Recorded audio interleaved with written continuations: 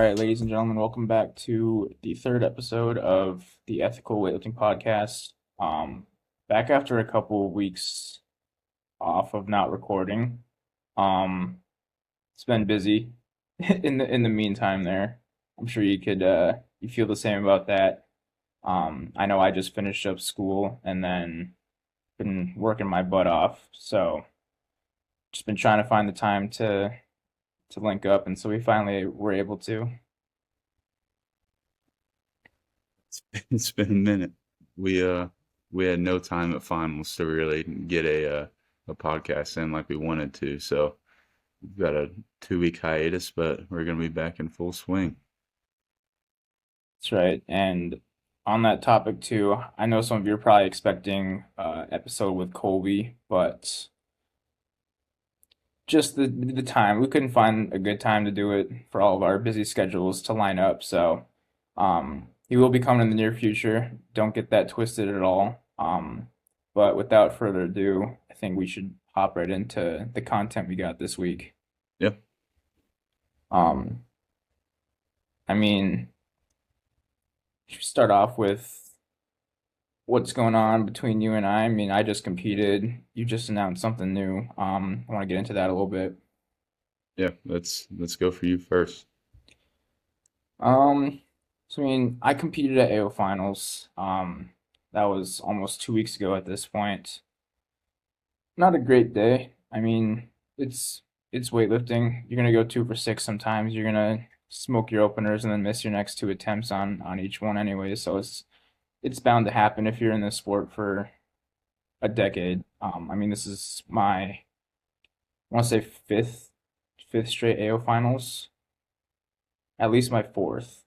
Um, but I mean, I've been consistently competing at least at nationals and AO finals every single year, and I mean, it's just bound to happen. I kind of prep and get ready in different environments every single time around between having graduated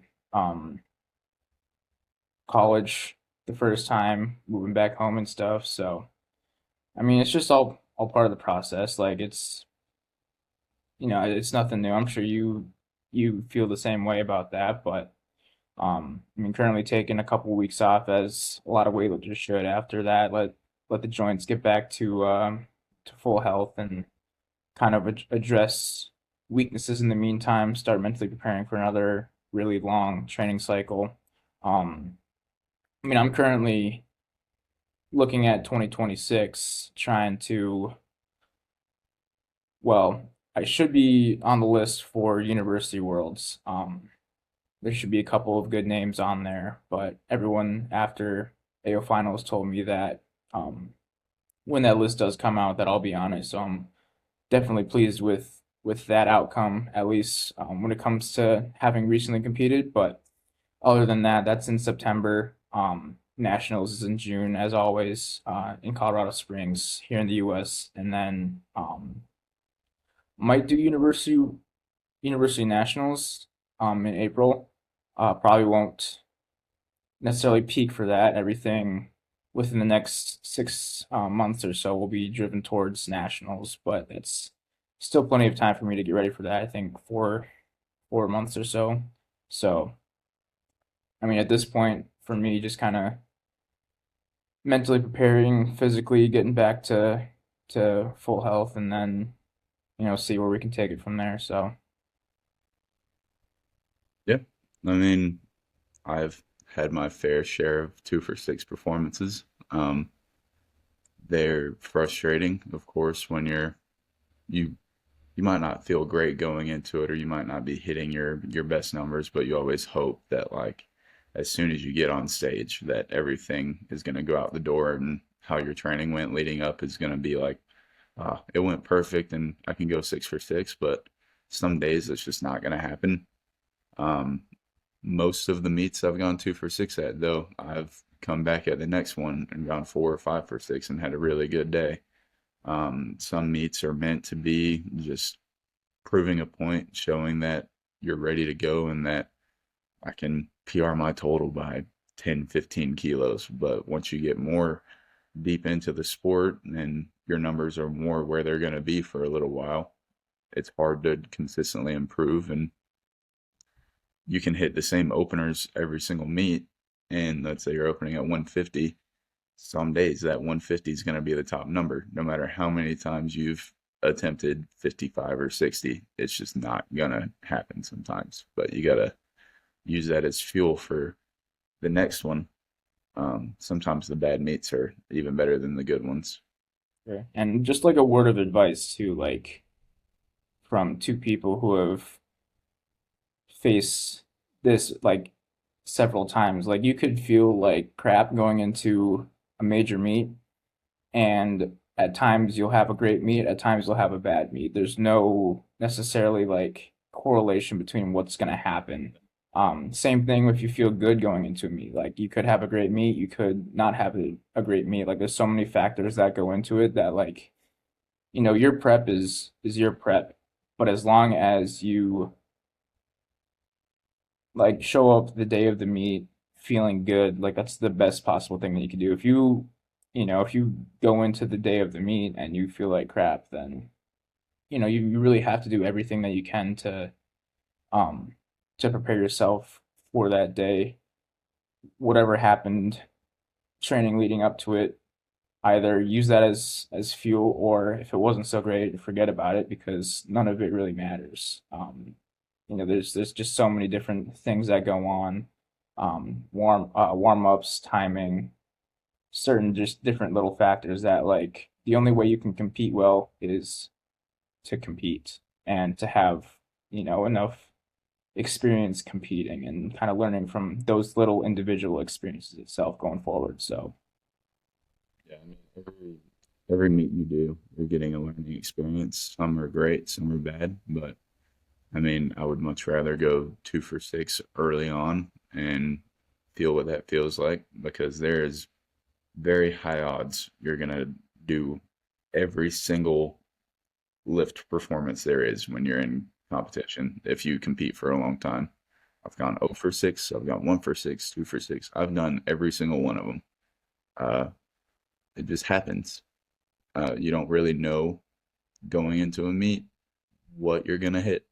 Some people like to claim that they know exactly what they're gonna hit, and sometimes they do, but honestly, it's once you get on that stage, all of the training is out the door. You can have all that practice, you can hit your openers a million times in training, but if you can't hit it on the stage, everything goes out the door, and you gotta just find a way to pull something together sometimes. And I think that's a good learning experience of like, oh, I've made my opener and missed my second attempt. How do I come back and make my third attempt? Things like that. It's just a mind game when you're on stage. All of that training and getting strong and all that, it's great. But if you're not mentally prepared to like, oh, if I do miss my opener, how am I going to make my second attempt? So I don't got to go and do my 0 for 2 and make my third because that is the most stressful situation in all of weightlifting is missing your first 2 snatches and then coming back for your third. It is terrifying. yep. 100%. Yeah, so let's get into what are you doing going forward? How are you feeling? So I was also at AO finals, but I didn't compete, obviously. I was just there to watch all of my friends and then help a couple people. And at the meet, there was a few people that were just kind of getting under my skin with things. They were saying that I would never be good again or that I wasn't ever going to get back up to what I was capable of or any of that. They were just saying, basically, if you do come back, you're not going to be good enough to do anything. Those coaches and some athletes. And I kind of, while I was there, I was like, okay, they might not be wrong. Like it would be very hard for me to get back up to where I was. But I also drove to finals. So that next day when I left, I had 10 hours in a car to think about what I wanted to do. It was just me in the car, and I was just thinking the whole time, like, man, I really do want to come back. I want to prove a point. I want to show people that, yeah, like you might think I'm never going to be good again, but I'm gonna prove that I can be good again. So, um, On Tuesday, I got on the phone with my new coach, Kyle Fields, with 1440, and we just planned out an entire 28-week training block to get me from where I am now, where I just got cleared to weightlift last Tuesday, to go to nationals. Or at least the goal is to go to nationals. So we planned an entire 6 months worth of training already to basically have key goals every single month or every week or whatever it is. Early on, it's going to be every week, and then we're going to go to every month, and all of these goals to try and get back on the podium and push for the world team. Um, it was a decision that I wasn't really prepared to make at first. I mean, in our previous podcast, I was talking about how done I was and how I didn't want to really compete anymore. But sometimes you just got to have a little more fuel to the fire. Um, I knew I was capable, but having people doubting me a lot was what put me overboard. I don't like being doubted. You know, I'm a very, very, very competitive person. Um, so when people say I can't do something, I'm going to do my absolute best to prove them wrong. Um, so yeah, my plan now is, obviously I'm not anywhere near in shape.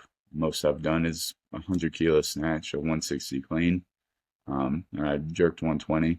Um, but you got to start somewhere, and it feels good. My lifting isn't too bad right now. My elbow feels stable.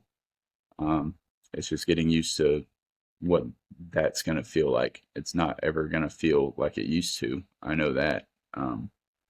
But just strengthening my elbow, strengthening my shoulder back up, and we'll see where it goes. Yeah, so we'll see on the back on the platform probably a little bit before nationals too for a qualifier. I mean, we'll see you back at a 300 total. I feel like in no time. Um, but definitely fuel the fire. Definitely could be the difference going forward. Um, and yeah, I mean, I agree with you. I don't think anyone should ever doubt you, but it looks like, or it sounds like it could be good for you for sure. And I have full faith in that as well. If people doubting me is what it took to get my brain to change again to wanting to be Switching great, that light switch back yeah, on. yeah, like I completely turned it off. The lights were dark, and I did not want to come back. And then going to that meet, going into it, I didn't know if I was going to even enjoy it or if I wanted to watch weightlifting anymore. If, like, the first day I was there, I was like, that's something I used to do. And I would watch the meets. And then as the competitions went on, I was like, I can do that. I wanted to get back out there. And then just people talking. I don't like hearing people talking bad about me or saying that a little elbow injury that someone had was pulling a Morgan. That was the one that really got me. Someone said that, and it got me mad. And it's time to it's time to not make my name an injury related thing. It's time to make it something that is gonna last for a while. It's a little personal now for sure. Um, Hmm. but yeah, let's talk a little bit about AO finals. I mean, we were both there to watch a lot of the big lifts going on. Um, I mean, where do we start? There's a couple of American records, some very impressive totals, and at least to like the national team realm, some possible new names that could be up there based on where some of these people are trending. Um, see, let's start with the lighter male weight classes. Saw Gabe went 6 for 6. PR'd his total, I think 290, 130, 190, or 130, 160 as a 65 kilo lifter. Yeah. Um, I think from what he had to say about that, on or his coach, I think, had to say about that on social media was kind of long overdue for him. I mean, he's got a little extra body weight, which certainly helps. And that it looks like he's trending in a positive direction with that for sure. Yeah, I mean, Gabe, he did not have a good meet in Norway. Um, he bummed out at Worlds, so I know coming into finals he had something to prove.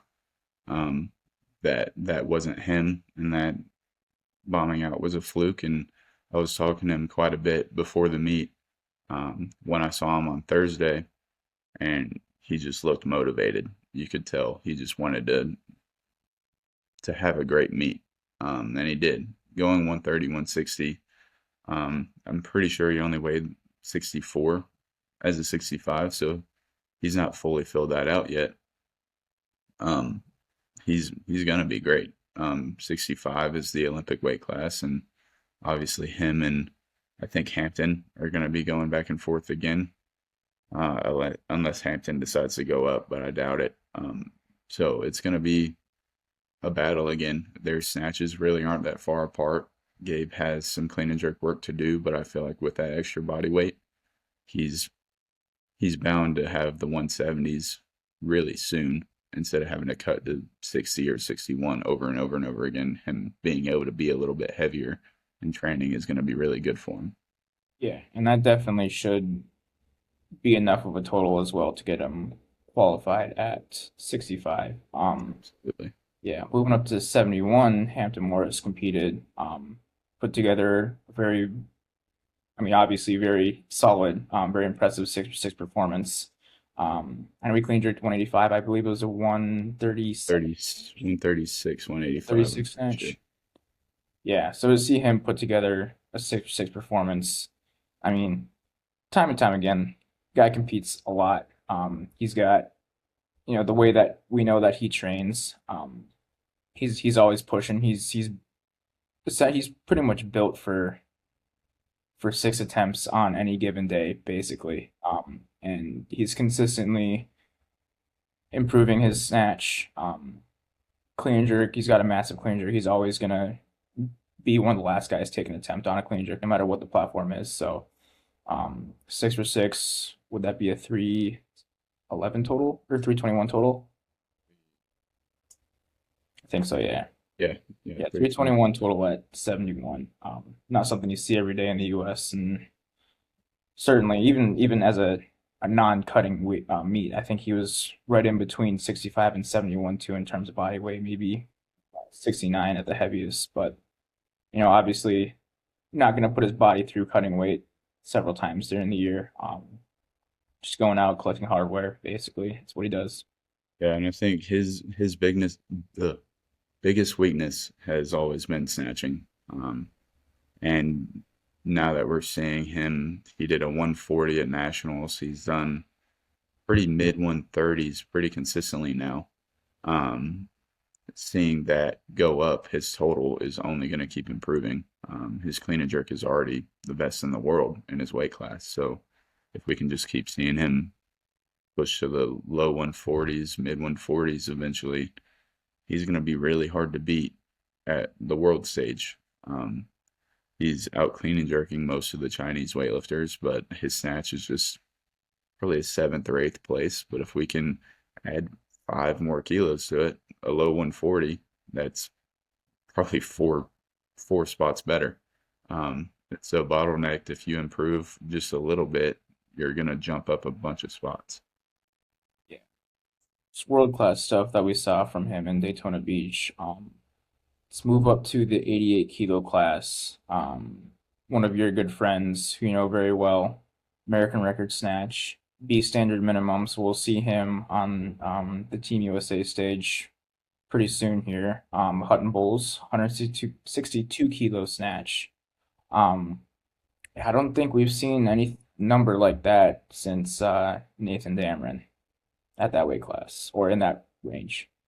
Yeah, I mean for Hutton, this I've been training with him every day for the past 4 months, I believe, something like that. And his training was really reflecting a really good snatch day at finals. early on. Um, he was hitting low 150s pretty consistently about 4 months ago. So we knew that 4 months of prep to get the 162. I don't really think the goal was to hit an American record snatch. Obviously, it was icing on the cake, but it was really just trying to get as big of a snatch as possible to hit that minimum, which made that even sweeter when he hit the 187 clean and jerk.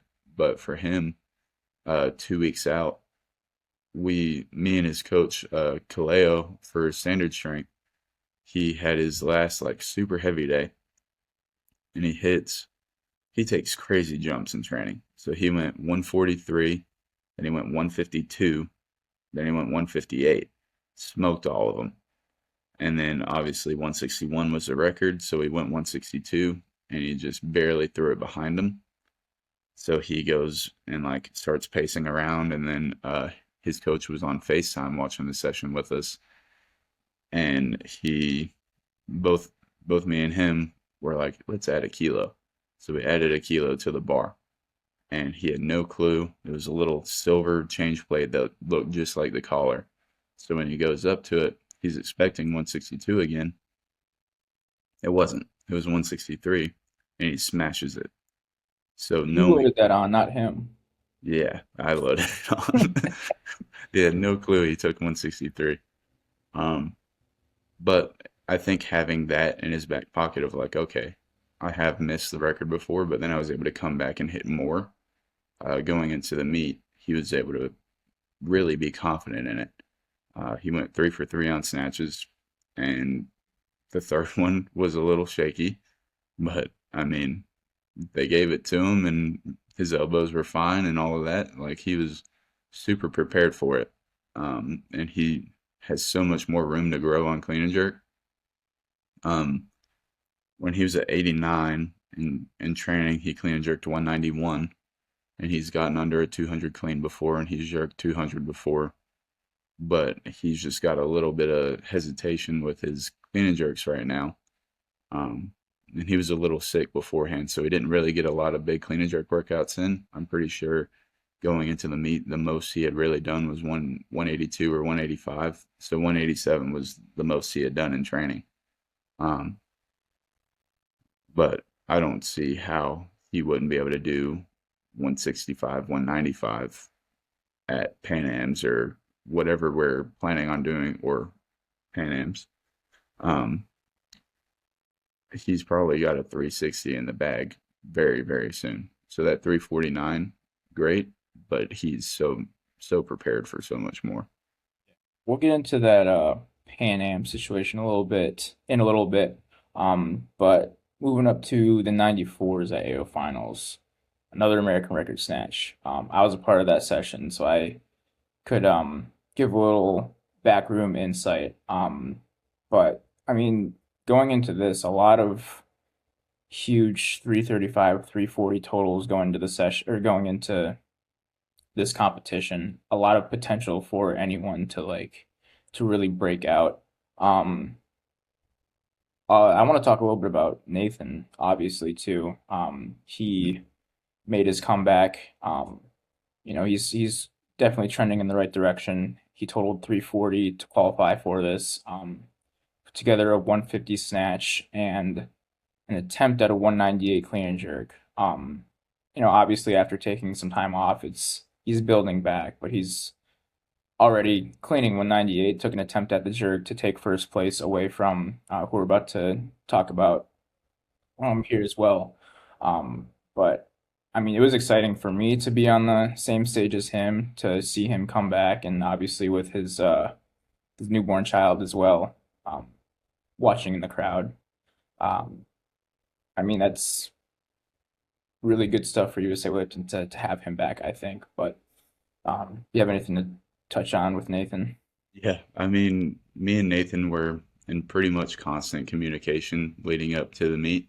Um, he had no clue what he was capable of. Uh, the couple days out, I saw him. He was like, I don't know, I'm just trying to have fun. And then obviously he did that 340 to qualify. but he did not touch 150 or 190 again until meet day at finals. I think the most he said he'd done was 140, 180 going into it. So opening with, I believe, 45, 80 something. Can't remember exactly what he opened up at. 146, 181. Yeah. Yeah. So if opening with those were more than he had been hitting in training the past couple months. And obviously he's had the 172 snatch and the 208 clean and jerk in the bag before, but it's been a while. And he's got a whole different thing going on with being married, having a baby, going back to full time working, all of that stuff. Like, it's very different than when he was trying to make the Olympics. He was 3 kilos out from making Paris, and now he's got a little bit of a different training regimen, not being able to train as long or as much. And I don't see how he can't get his numbers back up to very, very competitive in the 94s. It's only if he wants to. That's the only thing that'll hold him back is if he really wants to do it, then he can. If he doesn't feel like it's the time or if he's a little past it and wants to move on, then that's when the numbers will stay a little bit lower. But I think he is very, very capable of getting his numbers back up to being world team level if he wants to. I mean, he smoked a 189 clean and jerk that solidified silver for him, and he took a 9 kilo jump to 198. An attempt to beat Daniel Wheaton, who hit an American record snatch at 165. I mean, he's a tremendous snatcher. He is just very clean and just his movement is very clean and detailed. I mean, you can tell like he opened at a 158 snatch, smoked it. I think he missed 163 to beat his previous American record of 162. And I imagine he took a 165 attempt at nationals 6 months ago, And he and made it. It was a press out. yeah, That's, yeah. right. So it was only a matter of time for him to put it together. On the platform again, I imagine too, going up from 163 to 165 is to give him a little bit more time to Hmm. take a breath in the back room. I mean, he had 2 minute clock following himself at that point, but I mean, yeah, he threw up 165, and I heard the crowd go wild from the back. Yeah. Yeah, it's incredible. Yeah, I mean, for Daniel, he's been posting recently after finals about a bunch of 160 snatches that he's done, uh, or that he did in training leading up. So he he's not a big poster, so you don't really know how in shape he is. Or, I mean, he showed up at nationals, and I don't want to say no one knew who he was, but it had been a long time since he had competed. He was a 2012 Youth World Team member with Nathan, but then after that, he kind of disappeared for a while. So him coming back 13 years later, I don't know what he was up to for those 13 years. I don't know if he kept competing or anything like that after that world team, but now that he's the best 94 in the country right now, um, it's crazy that 13 years later he's still doing it and one of the best in the nation. The 165, I mean, he's he's up there. That's a big snatch. Just in general, his clean and jerk, he clean and jerked 182, but I think me and him both talked about it. If he would have hit 187 for sure, but he wanted to go 182 to 192 to give himself a chance at hitting the 357 minimum to make the world team. And he missed both of them, but having two clean chances at 192 to make the world team is incredible. Um, Not very many 94s or 88s or any of that are even going for the B standard. They're so high. So Mhm. the fact that we had multiple 88s, now we have Hutton and Brandon on the teams within a kilo of each other. We have Daniel going for the standard. We had Nathan going for the standard. Um, Things like that. It's really big for men's weightlifting in general, especially the heavier weight classes, or our lighter weight classes have been dominating for a little bit. We had Grimslin, we had Caden, Hamp, Gabe, people like that that are very clearly on the team. But as we push to the 80 something body weights, we're not really seeing a bunch of guys hit those standards yet. And now we're starting to see it start to unfold now, which is really good for our sport. Yeah, and a couple of things too to touch on that. I mean, back to the 165 snatch, like that's an A session 94, soon to be 95 kilo weight class lift. Mhm. Um, I mean, opening in the high 150s. I imagine opening at 160 pretty soon. That's world class stuff on the snatch side of things. Um, Another thing too, I think we see it pretty often with in men's weightlifting at least, where you have a lot of potential, a lot of depth at the youth and junior levels, but then you're kind of at that age where you go off to college, you start working. And that's what happened with Dan. That's what happened, with Nathan to an extent too, where you kind of separate from the sport a little bit. I don't know if Dan was training as much. I don't want to speak on his behalf really, but I know he, took up a full-time job, and eventually worked his way up to a management position where he was able to free up his body and his time to be able to train more. And now, fast forward 13 years later, he's basically right back where he left off, just at the senior level. So it's good to see him back. It's good that Nathan's able to balance stuff out too. Like it's at least that's just kind of the nature of the sport for men's weightlifting. And like you said, we were kind of spread thin at the 88, 94, kind of in that range for men's weightlifting. I mean, I know there's a lot of athletic potential in the U.S. to have guys there, and I think we're starting to see that now too, Absolutely. I couldn't agree more on that. for sure. And keeping on the AO finals trend up to 110. Usually when we talk about 110, we're talking about Colby and his numbers, his performances. He wasn't competing here, but we did see another 170 kilo snatch in that weight class. A guy by the name of Caleb Weekland. I know he's a university lifter.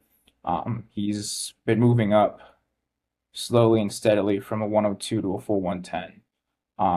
And his numbers have definitely reflected that too. 170 kilo snatch, was it 92 or 194? 194 clean and jerk. Um, and took a stab again at that Team USA B standard to try and put his name on the board there. I didn't have a chance to see it. I just heard the murmurs about it around the weightlifting world, and the results and stuff. But what is that? That's probably the fourth guy in that weight class that can snatch 170 in the Yeah. U.S. I mean, we got Ferg, Medina, Caleb, and then sometimes Ryan Sester if he goes 110. That's our four 170s right there. But Caleb, I think the 170 is insane. But what's even crazier is that he had never snatched 160 in a comp before. Uh, Pretty sure it was a 12 or 13 kilo meet PR. Um, and then the 200 would have been a big meet PR too. Um, I've competed against Caleb a lot when we were 102s, and he was a low 150s, mid 150s guy. So me and him were really pushing each other in the snatch. But seeing, or I also didn't uh, see the 170 snatch, but when people were telling me, I was like, no way.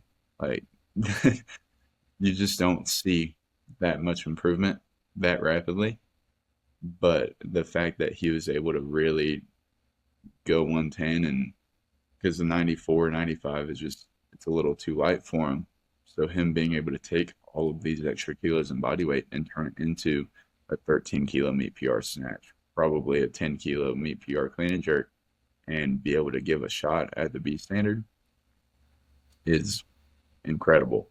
Um, I have nothing bad to say about that. That's 364 at 110 is massive, and leaving one jerk on the table to get a 370 is even crazier.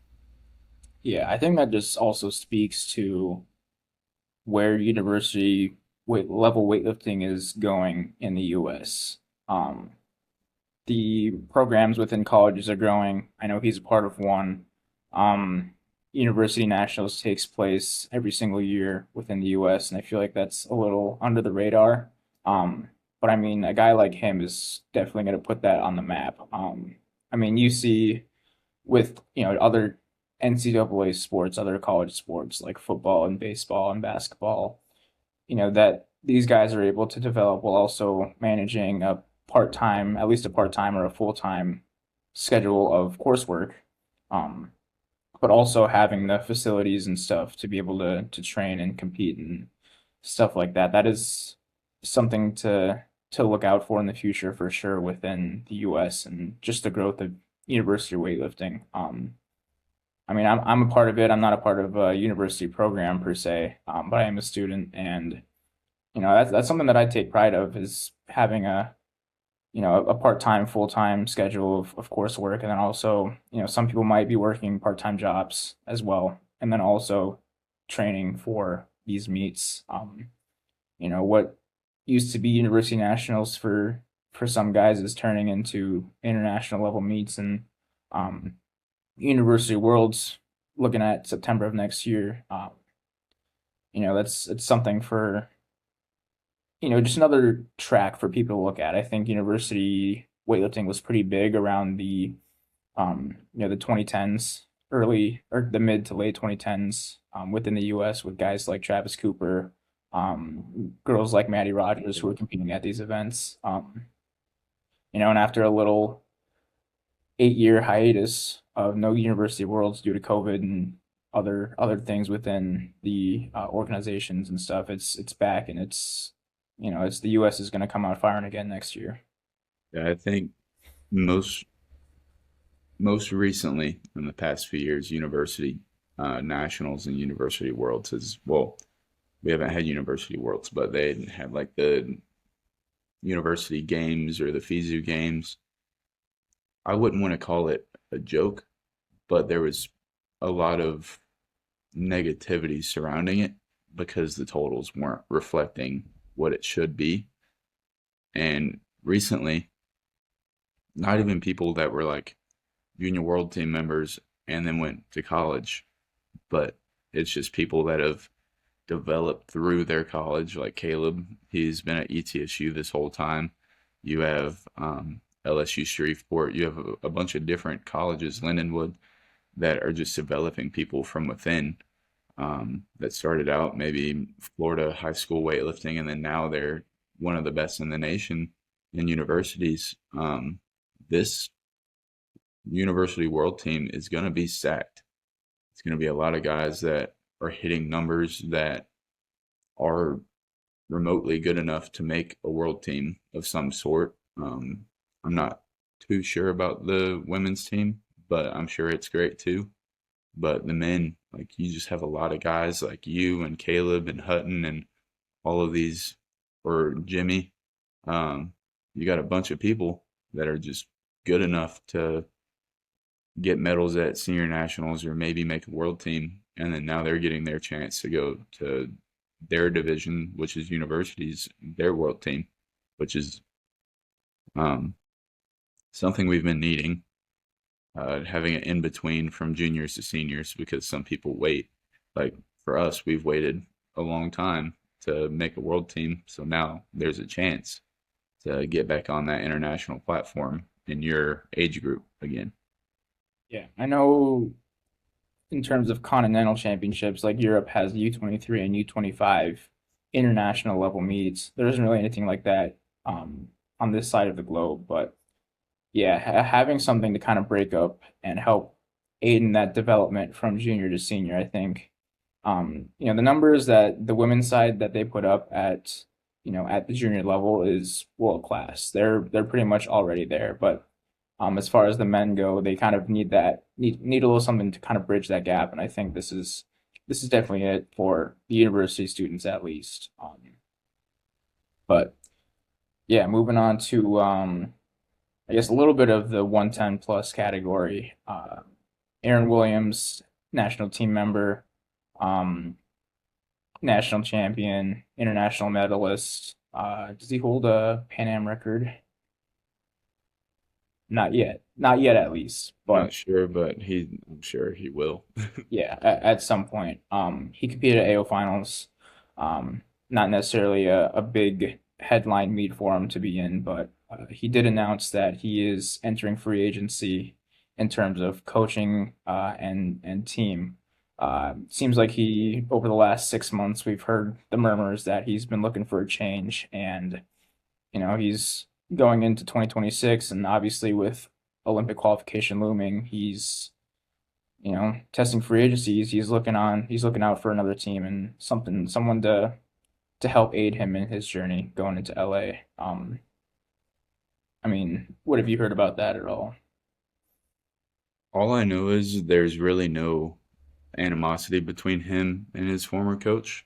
Um, when he made that post, all of the team commented on it, and even the coach commented on it, like, we're wishing you the best and all that stuff. So clearly, there's no beef between the two.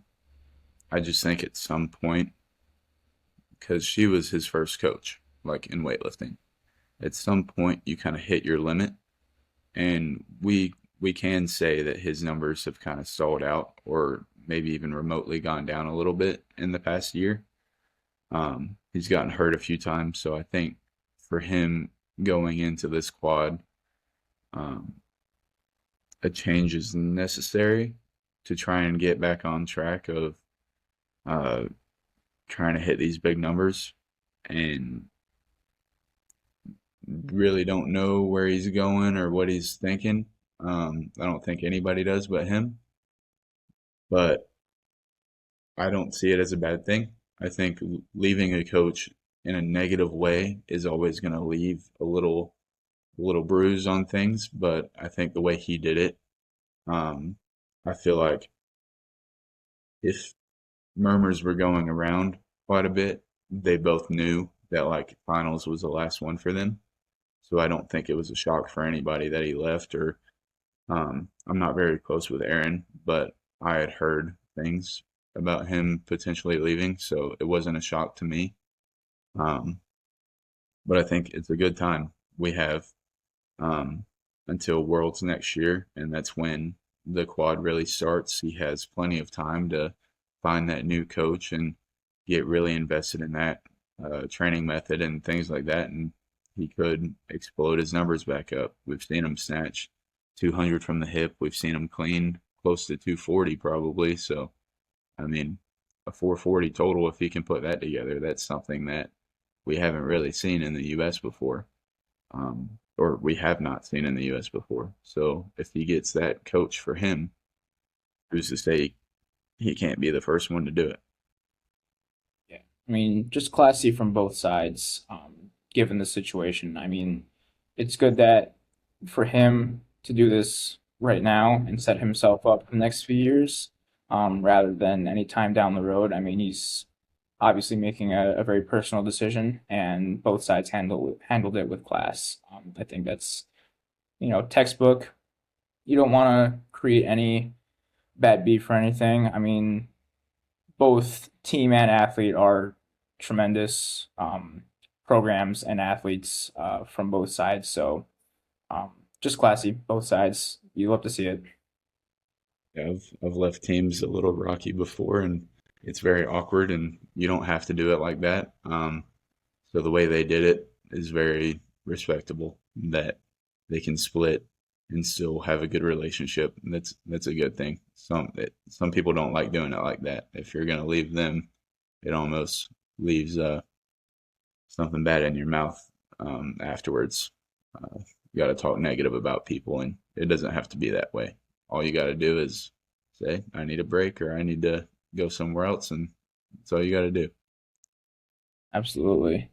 Um, Moving on a little bit to the women's side, kind of from AO finals. I know she competed there, but she also recently posted an insane lift. At the age of 14 years old, Emily Ibanez, she competed as a 69 at AO finals, and I know she was probably a lighter 69 kilo lifter, but she just posted a 140 kilo jerk, which is nuts. Yeah, I watched the 69 session, and watching her lift is insane. I know she didn't have a great snatch session, which it was still well over 90 kilos, but um, she didn't win the snatch or anything like that, which is a crazy ask of a 14-year-old in a senior division to be like, oh, you didn't win the snatch, but her putting the number on the bar to at least get a medal, or I think she made her opener, missed her last two snatches. It If she made one more, she could have won the entire meet at 14. And I don't think anybody was within 5 years of her age um, competing in that session. So the fact we saw her, I know she's Canadian or Spanish or something like that, so she's not fighting for Team USA, but it's also really good for these other lifters in those sessions to get a chance to get a little international taste of like this is the kind of stuff you're going to be competing against, at least for the people in our country. Um, but the 140, dude, the video it looked light. Yeah. If if she put 145 on 150, I wouldn't doubt that she could do it. Um, when I was 14, I was barely doing that. I was, but I was like 170. So the fact that she's within 30 kilos of my best jerk when I was 14 is insane to me because I was 90 kilos and a dude. Right. Um, so it's incredible. And she Yeah. squat jerked it. Yeah, she's At got incredible technique, super strong overhead, very well coached.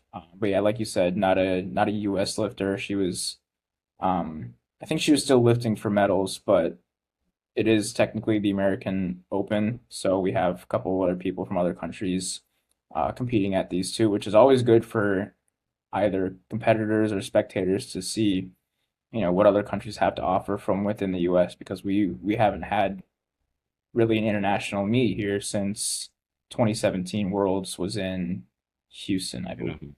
Anaheim, okay. At But Anaheim in 2017, we had Miami Pan Ams in 2017. Then before that, it was Houston Worlds in 2015.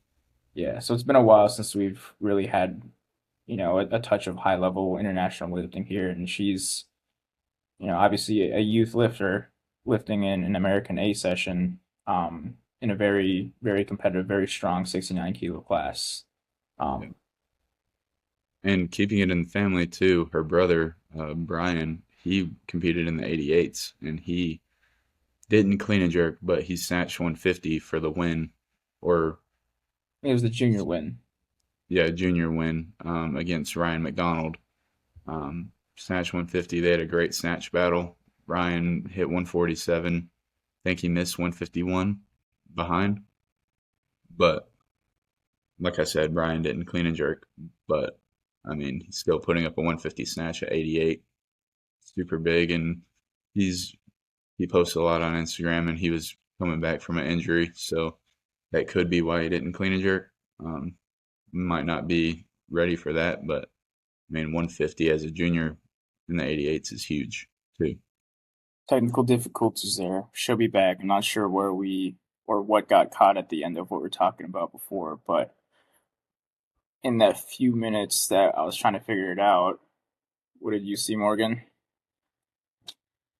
I Don't know how to pronounce his name, so I don't even want to try. And think it's and Bozidar Andrew, Andreev. yeah. He got bronze at the Paris Olympics, and he just got popped by the ITA in October. But um, I just saw it on Instagram. Um, he's retired Yeah, technically, but who sometimes you see those people retire, and it's like, oh, okay. Um, Something might have been going on a little fishy. Um, yeah. I mean, but to be fair, I guess from what was like published out there, and what I think is going on too, his tests was from October, so that was probably from Worlds. Um, After Worlds, not sure how he did, but after Worlds, I'm sure he announced his retirement. But because his sample was taken from within, still being not retired, I mean, it still counts. And really, the only implications with that are like, if he decides to unretire, then he's going to have to face a sanction Yeah. of however many years, starting from the date that he unretires. But I mean, Yeah. it sounds like he's retired for good. Apparently, there wasn't enough support for him within the Bulgarian Weightlifting Federation. So, I mean, he's been at this level for a long time, uh, medaling and competing at Worlds and the Olympics and stuff. So, Yeah. I mean, if you retire knowing you got popped, you gotta wait it out. You can't serve a suspension as a retired athlete, which is what um, someone in the U.S. found out at one point that you yeah, can serve a suspension during retirement. You still have to wait the 2 to 4 years after. yeah. I mean, I'm sure there's no major implications for him at all, given his decision to retire. But yeah, I mean, very recent news at least. Doesn't necessarily shake things up too much since he was planning on retiring, but Yeah. interesting regardless. But keeping on that topic of international weightlifting too, um, I know it's still going on at the time of recording, but the Southeast Asian Games are taking place right now, and someone we all know and we all admire, Rizky. He clean and jerked 205 for a 79 kilo clean and jerk world record. I mean, you saw the video. You you probably have some words on that Yeah. I mean, obviously we know what Rizky's technique looks like. It's all slow, but slow but for explosive. yeah, yeah. Until he gets to the knee, it looks like he is not gonna get under it. But what I have to say about this one is it looked probably the easiest I've ever seen his lifts look. Um, and that's speaking for Rizky.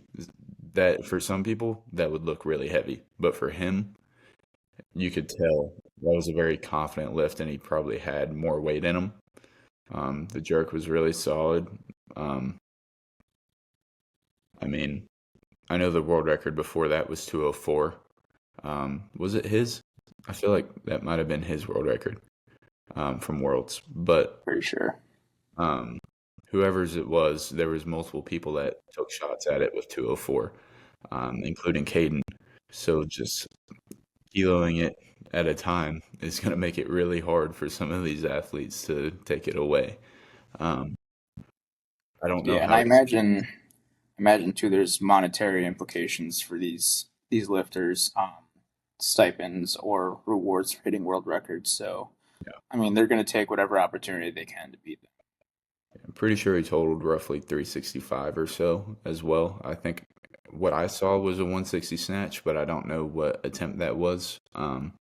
But we know he has 165 to 167 in the bag because he's done them before, totaling 370 at 79 is absolutely crazy.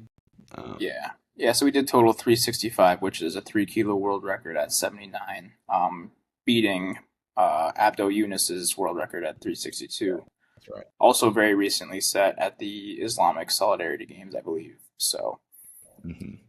I mean, there's a lot of guys at 79 that are going to keep on pushing the needle on that total world record. And Hmm. I mean, if it's anything like the good old days of weightlifting with Piros and the 82.5 kilo weight class, like that, then that number is going to slowly keep creeping up to a pretty insane number. Absolutely. And you only have a certain amount of meets left until that weight class is just done for. So, um, Yeah, that's fair. the people are fighting to get this retired world record. Um, and I think in August is when it's up. So we have only a few more meets left. Be able to say that's your record for the rest of your life. Yep, exactly. So I think that'll do for our This Week in Weightlifting in terms of catching up on some news over the last few weeks. Moving on to our ethical weightlifting take. Um, I guess, take or words of advice this week are just taking time off after a meet. A lot of people like to kind of rush back into things, or you have a meet and some reflections on that meet and you want to get to work right away. But I think it's important in terms of longevity in the sport and for physical health and for mental health too, to have that separation for at least a week, 2 weeks, depending on how much, you know, little nagging injuries that you're dealing with, to take that time off, let your body get back to baseline. You put yourselves through so much strain competing or training for a meet that your body will thank you in the long run. Yeah, I agree.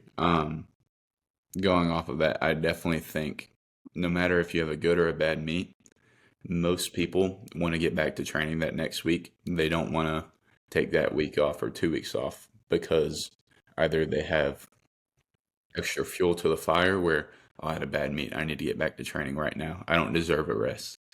That's mentally draining of like, I need to do this. But then when you have a good meet, um, you just want to keep feeding off of it. But the most important part after a meet is just recovering. You need to recover from all of the time under tension that you've had. If you've hit a PR total and you want to get back to doing, like, I know a lot of people the first week after, they just do a lot of like stupid movements that they don't really do in a program. And yes, you're resting and you're not doing like a program, but you need like a solid week off. At the least, you need a week off from training. Just don't touch a bar. Don't go into the gym. If you do, just go sauna or cold plunge a little bit. But like you don't have to touch a bar for a week. You will not get any weaker. Your body will feel better from it. Just don't do it. A week is fine. Yeah, But there are certain situations. Yeah, certain situations where you might have to get back into training if you're competing at several events in a very tight time frame. But that really only leads to you taking more time off once you finally have a chance to, because your body will thank you in the long run. I come from a coach who's competed for 2 decades nearly, and that was something that he preached was, he won't even give a program out until a week after a meet. yeah, and that's how like you were saying, sometimes you have to go back to back. 2021, we really learned that. Me and you both, we competed a ton of times that year, internationally and nationally, to try and make the Junior Pan Am Games for the first time.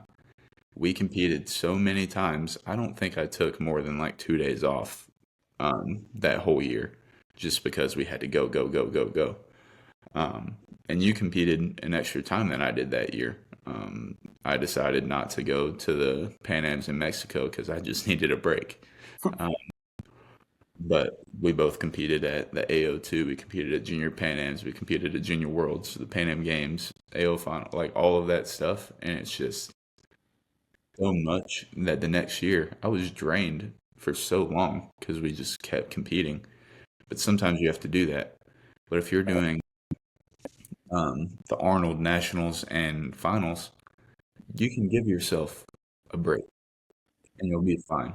3 meets, 2 meets a year, you have the time to take a week or two off and give yourself those until you get to that point of Olympic qualification, or if you're in a fight for making a team, then you have that built-in rest of what you had the year prior of like, okay, now I can't do the 2 weeks off. I might get 4 days off and then I have to start training a little bit again to get back on a program. It's not fun because, well, I will say the first few months are fun when you just get to train, train, train, go heavy all the time. And then once we got towards the end of that year, I felt like my body was falling apart. We had no time to rest, no time to get back into an accumulation. It was just constant, heavy, heavy training. You're not getting any stronger from it. You're just trying to maintain, or you might add a kilo or two. But my total that whole year was within kilos of each other. I never had that big meet of like, I'm gonna improve by 10 kilos because you just don't have time to. Um, but taking that necessary time off, it might feel trashy the first week back, but you're just a little rusty from 2 weeks off. You're not any weaker. Yeah, 100%. Um, yeah, let's get into what your ethical take is. Yeah, so mine is how to plan a comeback after an injury, which is what I'm doing right now. And I touched on it a little bit earlier of mine and Kyle's plan to get me back into shape. But I think so many people, whether it's a surgery or a sprained wrist or something like that, that people have, it goes both ways, whether it's a serious injury or a minor injury. People like to rush back, or they just want to touch numbers again that they know they can do, but maybe they're just not prepared for. For me, we have plans for every single week or every single month, and it might change as my recovery goes better. But like, let's say for this cycle, this 4 weeks, I'm not touching over 110 on a snatch, even if I'm capable of it, just because we don't need it yet. We've got 20 or so weeks to get back. I don't need to snatch 130 tomorrow. All I need is to just get time under a barbell again, and that goes for having my UCL repaired, having a sprained ankle, a sprained wrist, uh, something's broken. Like it's the same thing for everybody, but it's just a different timetable. You don't have to rush back and just have a plan with your coach or just a plan within yourself of like, okay, I'm not going to push too hard this day because it might feel great on a Monday. And let's say I could have snatched 130 on Monday. How would I feel on Tuesday? Could I get my full workout in? Probably not because I would be sore and everything would be feeling terrible the next day. You got to slowly progress and then the next week add 5 to 10 kilos to it. The next week add more to it. But you don't have to have that drastic, like, okay, I'm ready to go. Let me go from 100 to 120 in 3 days. You don't need to do that. Yeah, and I think too, you've always got to have flexibility, and I imagine you're planning for that too. Flexibility and just any minor changes based on how you feel too is also very important to listen to your body in that time frame. I mean, that really sets the framework going forward. But I mean, any good athlete knows too that something might not feel as up to par on one day to be able to push it. And again, like you've set yourself up for 28 weeks or 6 months that you've got plenty of time. Like if you need to make a minor adjustment, then in the grand scheme of things, it doesn't really change much. So that goes for any major injuries, any minor injuries. If it's a little tweaked back in the middle of a training cycle, you can always adjust and build back and give your body time to fix itself, to get back on plan. Absolutely. You got to give yourself milestone goals, and you got to know that one day is not going to determine that milestone. So every few training blocks, we're going to have goals for certain numbers to be at. It could be a little bit more, a little bit less, depending on how I'm feeling. But having goals planned out for the future to know this is what I want to be hitting is good, but you don't need to get there way sooner than expected. There's a method to the madness with it. For sure. Yeah. All right, moving on. I think for sake of time, we already talked about a lot of weightlifters and a lot of numbers. There's no need to talk about anyone else. So let's get into our podium picks for this week. Today's topic is cities we've competed in, our top three, bronze, silver to gold. Um, I mean, you and I have been all over the world, all over the U.S., been able to experience some pretty awesome things. So let's start with you, what your top three are. All right. So first, I want to give an honorable mention because all of mine are international, but there was one really good spot in the U.S. that I liked, but it's not going to be on my top three. It was Grand Rapids, Michigan. It was in 2017, I believe. It was the first year we had any series meets. and the venue was great, but just the city itself was beautiful. Um, we've had Detroit before, we've had places like that, but Grand Rapids was just amazing. Um, but going to my bronze slot, it would be Havana, Cuba. That was a beautiful city. They have a bunch of old cars, like 60s and 70s cars, that they're like the taxis there. So you'll see a bright pink, um, I don't know what kind of cars they are, but they're like the old school ones. Pull up to the hotel and they're taking you places, and you're just like, you don't see those. You see them here, and it's like old people that have a lot of money to have them, but they're everywhere in Cuba. Um, and that was 2019 Junior Pan Ams. And in my silver spot, we got Tashkent, Uzbekistan, which is where me and you got really close at. Um, the Right city after was, COVID. yeah, the city was pretty cool. The venue was amazing. They were kind of doing a little, because the Senior Worlds was going to be there a few months later, so they kind of prepped it for that. So our back room, we had the walls separating the platforms. We had all of that stuff. It was super beautiful. It was all ZKC equipment. The city itself was interesting. I've never been to one like that. I just thought it was really cool. And I'm sure you can talk about that one a little bit, how you thought about it. And then for my gold medal spot, it would be Crete, Greece. Um, getting there was very annoying, um, because we flew into Athens and then we had to get on like a 20-minute plane ride again to go to Crete because it's a small island off the coast of Greece. Um, but Pyros Dimos hosted it, and he put all of the weightlifters in like a five-star resort hotel, um, which was absolutely incredible. And then the venue itself was hosted in the Greek basketball national team facility. So we were playing on courts that were not, hold on. We were lifting on the court that like the Giannis Antetokounmpo and those brothers had practice on for their national team practices. So it was really cool facility. The warm up platforms weren't great, but just the experience itself. The island was cool. The competition was great. All of that stuff. So going to Greece was really fun. Um, and that's my four. That yeah, I'm a little jealous about Greece because I was born 10 days too early to have been able to go to that Junior Worlds in 2022.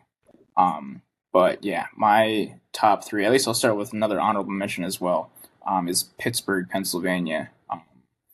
That was nationals in 2024. A very cool city. The um, a lot of things to do there. I know I went to a couple of different driving ranges and hit the golf ball around a little bit.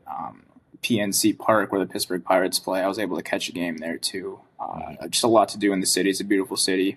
When we were there too, it was awesome weather. So to be able to explore a little bit outside of competing there was super cool. Mhm. But that's my honorable mention. My bronze spot is Colorado Springs. That is going to be a yearly destination for U.S. weightlifters from now on. But another beautiful city, a lot of, um, I guess, monuments or kind of tourist attractions to visit there. And, being right next to the Rocky Mountains, even within a couple hours drive, there's so much to do in Colorado for as far as exploring nature and stuff. And then the venue in Colorado Springs is also very cool. It's a hockey rink with stadium seating. So that is my bronze spot. Silver, piggybacking off of you, is Tashkent, Uzbekistan. It's a very interesting city to experience. Kind of East Asia, or would it be, yeah, West Asian Mhm. kind of culture and architecture, very Russian esque type buildings and stuff. The food was interesting. I don't think anyone necessarily has Uzbekistan on their top 10 list of food, but um, the venue was very cool, like you said. The World Championships, the Senior World Championships are being hosted there as well.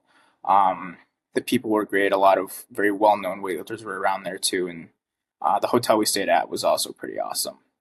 very nice pool area. The hotel rooms were clean, um, and just all the whole setup and all the facilities and stuff around the event were super nice. All the trees were painted white too, is something I just remembered. You remember that? Yeah, Every yeah. tree. All the cars, all the buildings are very kind of white, which was not something that I had really expected Mm-mm. flying into there. And it was for me it was a 12-hour direct flight from New York City. So once I got over that, it was a cool experience. We were there for 5 or 6 days. Hmm. Um, but yeah, and my gold number one top spot is Las Vegas, Nevada, in the U.S.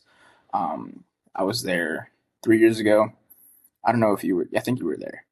I've competed in Vegas 3 or 4 times. Yeah. Yeah, I mean, I don't think there's much that needs to be said that anyone else knows about, but I mean, it's Vegas. It's super cool, walkable city, a lot of attractions, and obviously some um, 21 plus things to do there as well. I was not 21 when I went there, so hopefully USA Weightlifting goes back there at some point for an event because um, I mean, once you turn 21 in Vegas, you unlock a lot of cool things to do there. Yeah. But yeah, that'll do it for this edition of the ethical weightlifting podcast. We will be back in one week, so we'll see you then.